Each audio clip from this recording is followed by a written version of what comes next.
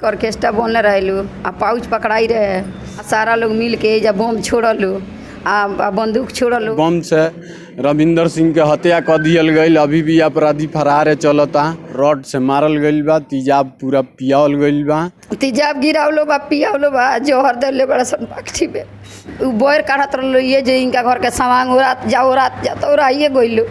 अब कुछ रोने के गइले लो मैं कानून साथ देत है नहीं क्या कानून पर विश्वास रही महाराज।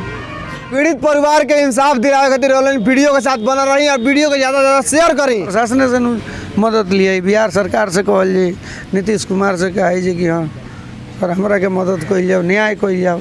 नमस्कार रउआ दादा ने जियो भोजपुरिया हम राजेश। अभी हम पहुंचल बानी माझा थाना क्षेत्र के झाझवा गांव के पास, जहां एक व्यक्ति के लोहा के रॉड से पिटाई गई जाता और व्यक्ति के तेजाब पिला के हत्या कर दिया जाता और अभी तक पुलिसिया कार्रवाई सुस्त बा।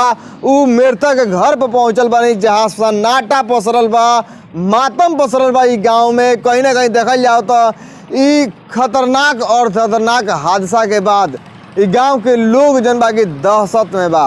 रॉड से मारल गईल बा। तेजाब पूरा पियावल गईल बा। ओकरा बाद में अपराधी अभी तक गिरफ्तार नहीं के भइल। ये अरुण कुमार सिंह के घर है। एकरा पहले 1 साल पहले बम से रविंदर सिंह के हत्या कर दियल गई। अभी भी अपराधी फरार चलता। फिर विवाद का चलता कि अपराधी पीछे पड़ल बड़े। विवाद ये जे दारू केहू और पकड़वलक नाम इनकर आइल 1 साल पहले जौन दारू के जौन कांड में नाम इनकर लोग गांव वाला धो देलक। वही पर बजावत ऑर्केस्ट्रा ले आई लेजू आ बम गोली सब कुछ रखले रहे टाली पर आ यही जुग देखलक दुआर पर बस चलावल शुरू कर देलक।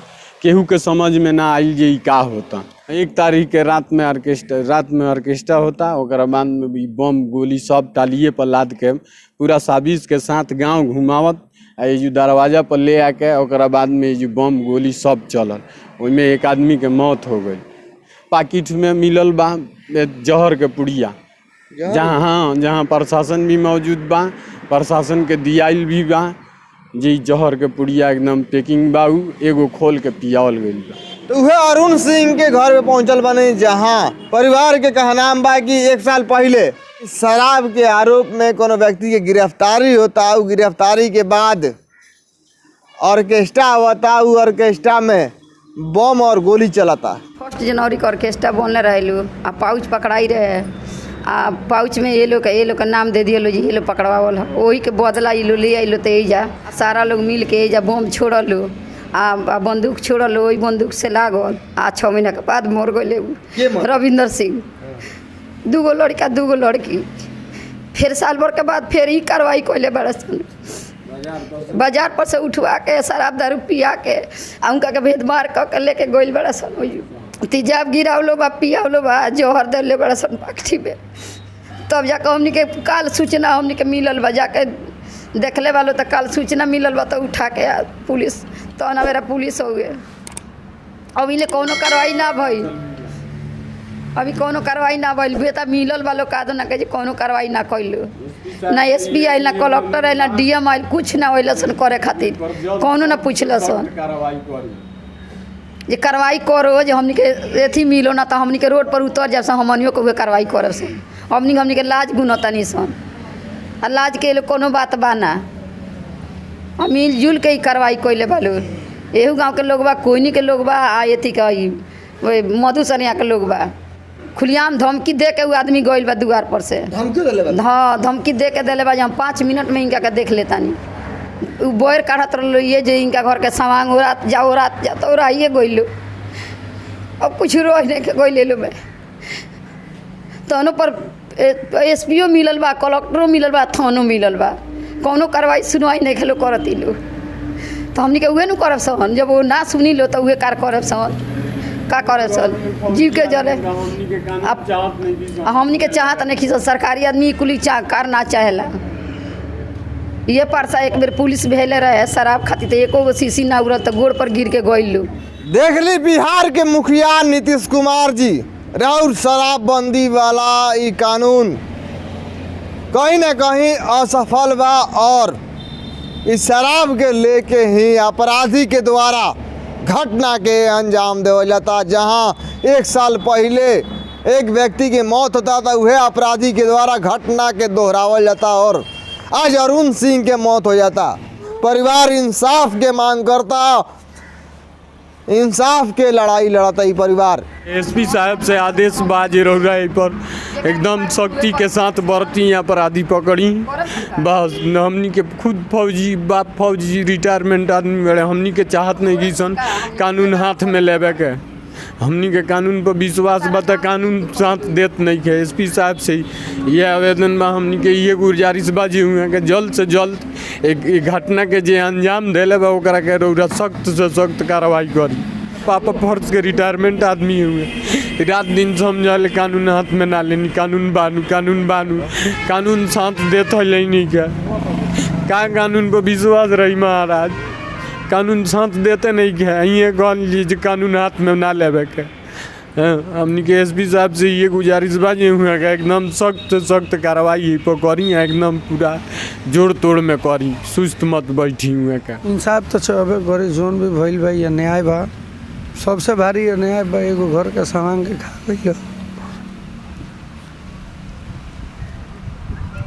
बाकी गांव के पब्लिक बा सभे जानता जौना हालात में 100 प्राप्त भहुए बाद में गए स्पॉट पर देखुए कि हाँ प्रथम दृष्टिया का देखल गए उस 100 के साथ कोना प्रकार के बर्ताव भइल, मारल पीटल या तेजाब के साथ कोना प्रकार के बर्ताव? मारल बा, पहले उनका के मारल पीटल बा अच्छी तरह से, फिर बाद में तेजाब डालल बा शरीर पर, बांधलो गइल बा, निशान रहुए काना पर। हमनी के जब जाके यानी कि बंधक बना के पिटाई कइल गइल बा, बंधक बना के बहुत बुरा तरह से निर्मम हत्या जो उनका हाला, निर्दयी हत्या, वैसन हत्या भइल बा। पुलिस हुए अपन लिख पढ़ के ले गए, बाद से कोनो कार्रवाई अभी तक अपराधी के कोनो पता नहीं है कि का कइल, कहाँ गइल ना गइल। एहिमे प्रशासन के छूट बा, जौन बुझाता तुम करत का करी। हमनी के प्रशासन से मदद लिए, बिहार सरकार से कहल जाए, नीतीश कुमार से कहे जे कि हाँ सर हमरा के मदद कइल जाओ, न्याय कइल जाओ। पीड़ित परिवार के इंसाफ दिलावे खातिर वीडियो के साथ बना रही और वीडियो को ज़्यादा से ज़्यादा शेयर करी। ये पीड़ित परिवार के इंसाफ चाहिए। 1 साल पहले घटना के अंजाम दिया जाता, जहां एक व्यक्ति के मौत हो जाता इलाज के दौरान, फिर अपराधी के द्वारा घटना के दोहरावल जाता और अरुण सिंह के बंधक बनावल जाता, पिटाई कइल जाता, तेजाब पिलावल जाता। जब तक मौत ना हो जाओ तब तक अपराधी द्वारा वो तरीका अपनावल जाता जौन खौफनाक और दर्दनाक होके। जौन घटना ना होके चाहिए वो हमने आज तक ना सोचल रहे। हमारा घर में चाहे हमारा गांव में आज तक मने बहुत पहले भय रहे, लेकिन ओकरा से पहले सोचले ना रहे कि आज होई। जो ना देखे के मिलल आज देखे के मिलल। हमने चाहत तनी सब पुलिस प्रशासन और बाकी सब नेता लोग से कि हमने के जल्द से जल्द एथी पर इंसाफ कम से कम दिलावल जाओ, जे भी हो। ऊपर से टाइट ना होई तब तक नीचे भी कुछ भी नहीं हो सकत। आ जब ऊपर ही सिस्टम फेल बा तो नीचे ऑटोमेटिक सिस्टम फेल हो जाए। ढंग से प्रशासन कार्रवाई करे तो कोई भी फल ना हो। जब प्रशासन टाइट रही तो प्रशासन काहे के बा, पब्लिक सर्वेंट ओकरे के नु बा। पहले ऐसा रहा, लेकिन अभी भी प्रशासन बहुत ढीला बा, बहुत ढीला। कालगंज हॉस्पिटल में समझी 8:40 पर तो डॉक्टर साहब वो जी रहून जिन सेकेंड शिफ्ट वाला वो कहते रहे कि 9 बजे के बाद पोस्टमार्टम हो, जब सेकेंड शिफ्ट के डॉक्टर आई हैं तब रुए से का बताई हमने के रुआ खड़खड़ा गए रुए वो बेरा प्रयास कि मीडिया के संगे जो कोई सदर अस्पताल के अंदर ये लोग विवाद बढ़ावल लो सही रहे। मीडिया जो लोग के सही के उजागर करे, सच्चाई दे, उसे ये लोग के ज्वलनशील रहे। डॉक्टर को हर तरह की ना हुई भी नहीं हुई तारलो इंजाजो की डीएम साहब का खुद आदेश था, ऑर्डर आया, फ़ोन आया उनका, बोले हम किसी का भी ऑर्डर नहीं मानते हैं। ये हालात है सदर हॉस्पिटल का। बिहार के गोपालगंज में स्वास्थ्य विभाग भी फेल बा, स्वास्थ्य व्यवस्था भी फेल बा। इन स्वास्थ्य व्यवस्था फेल होने के कारण कहीं ना कहीं पीड़ित परिवार के मन में दुख बा और दुखी परिवार बिहार सरकार से ये निवेदन करता स्वास्थ्य व्यवस्था दुरुस्त करी और पुलिसिया कार्रवाई भी दुरुस्त करी, पीड़ित के न्याय मिलो और दोषी के सजा मिलो। तकरीबन आज तीसरा दिन हो गई हमने के, तो दूसरा दिन परसों रात के ही इनके मार दिया रहे, मार के फेंक दिए रहे वहाँ।